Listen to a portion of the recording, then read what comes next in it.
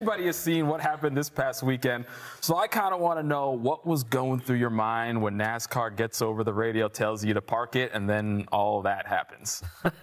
Yeah, all of that. It was a lot of that for sure. But just riding around on the caution, and they told us that we had to park it, and I didn't believe them. I was like, park it for what? I thought maybe they made a mistake or something like that. And Reed's like, no, they told us to park it, and I'm like, there's no way, this isn't real. So I just kept riding around the bottom real slow, and I missed pit entry, and I started slowing down by the front stretch by the flag stand, and I'm like, hello, and nobody was talking to me, and Reed finally says, yeah, they told us to park it. Well, I was already parked, so I just got out, and there you go. So Josh, I asked you earlier if you'd been called to the NASCAR hauler before. You said you hadn't, and so this is your first time, and I'll have to say that both of us, I've had the same thing. Now, we have something in common, is that I've been called there before, and I had to sit there through part of a race and figure out what to say. And I'm trying to think, back when I did this many years ago, there was nothing to eat, and there was nothing going on. I just sat there by myself, right? And so you said, you made a comment, I think you sat there and you had pizza and you watched the rest of the race. What are you thinking about? Are you coming up with things in your mind like, what am I going to say when they get here? Because maybe I actually shouldn't have done that. What were you thinking at that point in time? Yeah, well, at that point in time, I had no idea that the whole world thought that this was the coolest thing they've ever seen. And I was like, man, Wayne's probably super mad, real mad, because they wouldn't let me change. I couldn't have my backpack with any of my stuff. And they did have food, but they offered it to me. They're like, hey, do you need a drink or pizza? And I was like, no, I don't want anything y'all got. No, I don't need it. But, 140 laps later in 2.5 hours, I was like, I'll probably have a piece of pizza. But, yeah, I definitely had time to sit and think about it. And I was like, when Wayne gets here, we'll just let Wayne talk to me. I think that's the best way to handle it. Yeah, let him do the talking, right? Yeah. I think in that situation, that was definitely a wise move to make. And we can't confirm or deny that race just finished actually about 6 hours ago. It was that long.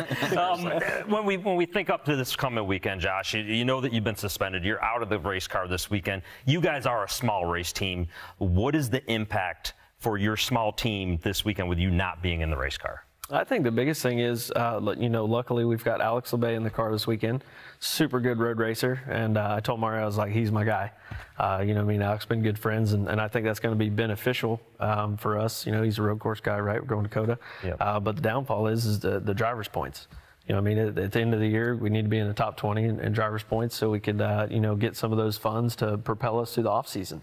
So hopefully this doesn't hurt us too bad, and, we can rally back when we come back and get in the top 20 by the end of the year. I asked you, Josh, when we were walking in, how's your week been? And I'm not on social media much. Busy. But I'm on enough to see Bristol has a sign for you parked out there, reserved for Josh Williams. I've seen the T-shirts. Yeah. There's kind of this outpouring of support through social media. There it is. We can see it right there.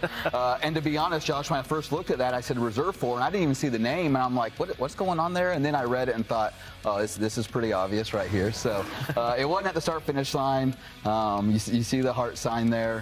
How's your week gone and the, I'm sure, flood now that you've gotten your backpack and gotten all your stuff from the NASCAR hauler of the support and fan interaction? Yeah, the fans, they were just through the roof about it. And even a lot of people that were in the garage. I think they were supportive of my situation, and they didn't think it was right or fair either. So they were kind of on my side, and that was pretty cool to see everybody kind of rally behind us, and especially my sponsors. We got some really good sponsors with us, and they stuck behind me, and they let the whole world know that they were supportive as well. So thanks to those guys, and Alloy Employer Services has been with us for a couple years now, and I was like, oh man, JR's gonna be mad. And he was like, you know what, buddy, I'm proud of you. You know what, you stuck up for yourself. And I was like, whew, that's good.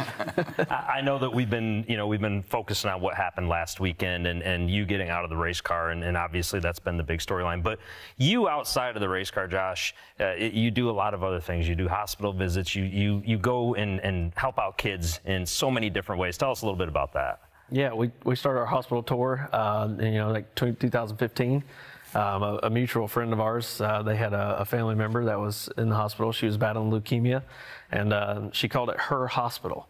So we went to her hospital. We brought our ARCA car. It was our Speedway car from Daytona, and we got to meet with her. Some of the kids came down and checked out the race car, and I had to wear sunglasses all the time. And we go to leave, and everybody says bye, and we got to load the car up, and I'm crying. I'm like, man, that was the toughest thing I've ever done. So it changes your outlook on things, and to see the joy that they got, the hour or 2 hours that we were there, that's worth it to me. So I said, we need to do this again. So we went back, and here we are. We're still doing it, and we're over 100 hospitals strong, and we keep growing it.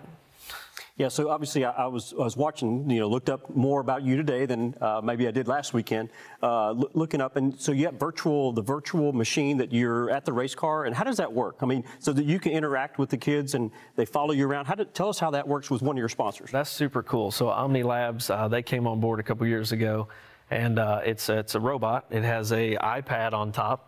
And the kids in the hospital who maybe can't come to the racetrack, or I can't go to their room, or they can't even be, around us for certain reasons, they can control this robot from a laptop or a tablet or whatever. They can follow me around the garage. We've taken them to go to inspection, go through the hauler, show them the snack cabinet. It's my favorite cabinet. But, it's just little things like that make a huge difference that those kids might not get to experience. Sure. And, Omni Labs has given us that opportunity. Awesome. Cool. We appreciate your time, Josh, for coming on the show and telling everybody the story of what happened. And we look forward to seeing you back on the track next week. Yeah, I hope you get to see me again after we win Richmond. There you go. He's calling it right here on the hub. That's